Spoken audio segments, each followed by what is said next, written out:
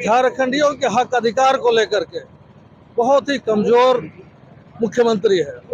सिर्फ भूमि बैंक की नीति ही नहीं, जमीन से जुड़ा हुआ हर मसला अगर देखा जाए तो इसमें हमारा माननीय मुख्यमंत्री हेमंत सोरेन जी एकदम फेल है। जवाहर नमस्कार, आप देख रहे थे जार न्यूज और मैं हूं गुंजन कुमार। मैं अभी खूंटी के समाहरणालय परिसर के बाहर हूं, जहां की धरना प्रदर्शन किया जा रहा है। आप देख भी पा रहे होंगे कि काफी संख्या में यहां खूंटी जिले के अलग अलग क्षेत्रों से आदिवासी व मूलवासी लोग पहुंचे हुए हैं। दरअसल ये धरना प्रदर्शन इसलिए किया जा रहा है कि जिस तरह से भूमि संरक्षण के लिए जो है CNTSPT एक्ट लागू किया गया है, CNTSPT एक्ट जो बनाया गया है उसे धरातल पर कड़ाई से लागू नहीं किया गया है, ऐसा इन लोगों का कहना है, जिसे लेकर ये लोग आज फिर से धरना प्रदर्शन करने पर मजबूर हो गए हैं।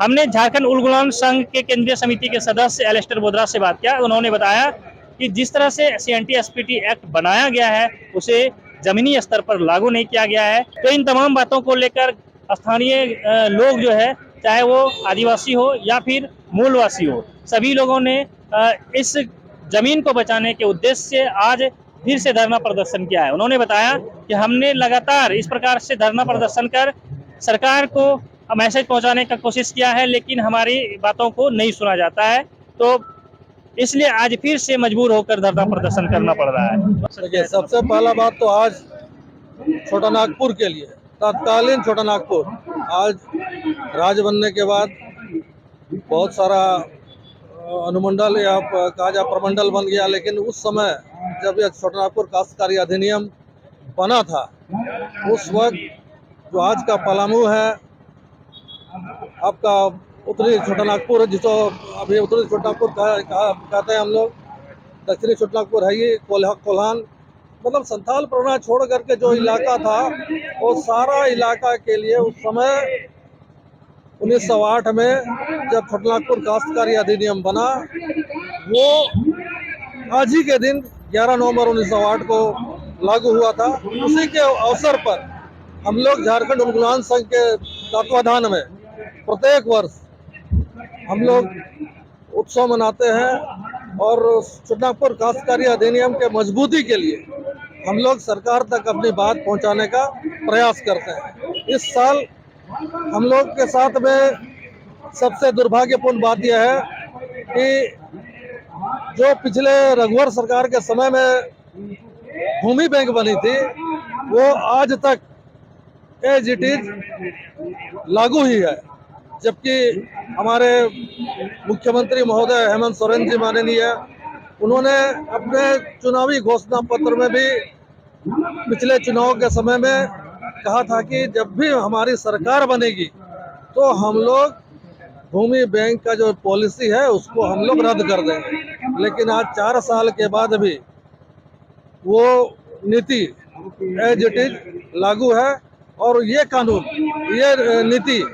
ये नीति जो हम आदिवासी और मूलवासियों का सामुदायिक हक है जमीन और जंगल पर, उस पर अतिक्रमण वाला पॉलिसी है। जो सामूहिक हमारा हक अधिकार है, उस हक अधिकार को कमजोर करने वाला नीति है। पिछले समय में हम लोगों ने देखा है कि जो भी गैर मजरूआ आम खास जमीन हो, परती झरती जंगल झाड़ हो, वो सारा जमीन को सरकार के माध्यम से गांव-गांव में बोर्ड लगाने का काम किया गया कि ये सरकारी भूमि है, इस पर प्रवेश निषेध है करके। तो ये हमारे हक अधिकार के साथ सबसे बड़ा अन्याय हम लोग समझते हैं, हमारे साथ धोखा समझते हैं। और हम आदिवासी मूलवासी जो झारखंड के खतियानी आदिवासी मूलवासी है, उनको झारखंड से भगाने का या फिर उन्हें यहाँ से समाप्त करने का षड्यंत्र हम लोग भूमि बैंक नीति को मानते हैं। मुख्यमंत्री जो कि आदिवासी समुदाय से हैं और उन्होंने चुनावी वादे भी किए थे, तो क्या लग रहा है आपको, क्यों नहीं अब तक काम किया गया? हमको तो लगता है कि मुख्यमंत्री नैतिक रूप से झारखंडियों के हक अधिकार को लेकर के बहुत ही कमजोर मुख्यमंत्री है। सिर्फ भूमि बैंक की नीति ही नहीं, जमीन से जुड़ा हुआ हर मसला अगर देखा जाए तो इसमें हमारा माननीय मुख्यमंत्री हेमंत सोरेन जी एकदम फेल है। पिछले समय में हम लोग 2020 में हम लोग देखे कि केंद्र का जो योजना था स्वामित्व योजना, उसको इस क्षेत्र में एज ए पायलट प्रोजेक्ट शुरू करने का अनुमति दे दिए। ड्रोन सर्वे के माध्यम से जो गांव घर का सर्वे करने का जो केंद्र सरकार का प्लान था, उसको यहाँ खूंटी जिला में पायलट प्रोजेक्ट के रूप में उन्होंने शुरू करने का आदेश दे दिया। इससे बड़ा दुर्भाग्य और क्या हो सकता है बताइए। झारखंडी मुख्यमंत्री और उस पार्टी का अलंबरदार, उस पार्टी का नेतृत्व करता, जो झारखंड अलग राज्य का लड़ाई लड़ा, जो कहता है जल जंगल जमीन की पार्टी है, तो वैसे पार्टी का अगुआ अगर इस तरह के गैर झारखंडी नीति नियम को अगर यहाँ लागू करने का अनुमति देता है, तो हम समझते हैं कि सही में नैतिक रूप से बहुत कमजोर मुख्यमंत्री है। 2024 नजदीक है। देखिए 2024 में तो अब जनता सब देख रही है, समझ रही है, जनता खुद निर्णय लेगी, देख रही है। अभी बताइए, सिर्फ यही नहीं, जमीन से जुड़ा हुआ एक और सबसे घातक पॉलिसी अभी जो चल रहा है डिजिटलीकरण का, उसमें बहुत सारा त्रुटि है। उन सारे त्रुटियों को सुधार करने के लिए सरकार के स्तर पर कोई भी काम गंभीरता रूप से नहीं किया जा रहा है। जबकि सुनने में आ रहा है, लोग आके हम लोग को मिल करके बता रहे हैं कि हम लोगों के खाता खतियान में हमारे पूर्वजों का नाम गायब है, खाता नंबर इधर उधर है, प्लॉट नंबर भी इधर उधर है, साथ में रकबा भी कम है, और इसके अलावे पंजी टू में भी उन लोगों का नाम को शामिल नहीं किया गया है। ऐसा बहुत सारा गलती है। इतना ही नहीं, रसीद में भी गड़बड़, लगान रसीद में भी गड़बड़ी दिखाई दे रहा है।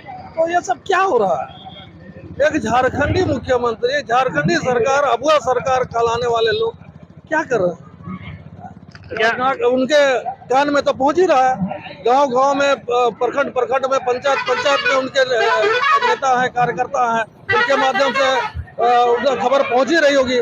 साथ में हम लोग जैसे सामाजिक संगठन के लोग, आंदोलनकारी लोग, हमेशा आंदोलन के माध्यम से, धरना के माध्यम से कुछ ना कुछ बातें इन सब विषय को लेकर के सरकार तक पहुंचाने का काम हम लोग करते ही रहते हैं। इतना कुछ सुनने जानने के बाद भी अगर कोई पहल नहीं किया जाता है, तो यह झारखंडियों के साथ बहुत बड़ा दुर्भाग्य है। जल जंगल जमीन की लूट नहीं चलेगी, जल जंगल जमीन की लूट नहीं चलेगी। आवाज तो हम एक है, आवाज तो हम एक है, एक है। कड़ाई से पालन करो, पालन करो, देश को कड़ाई से लागू करो, लागू करो।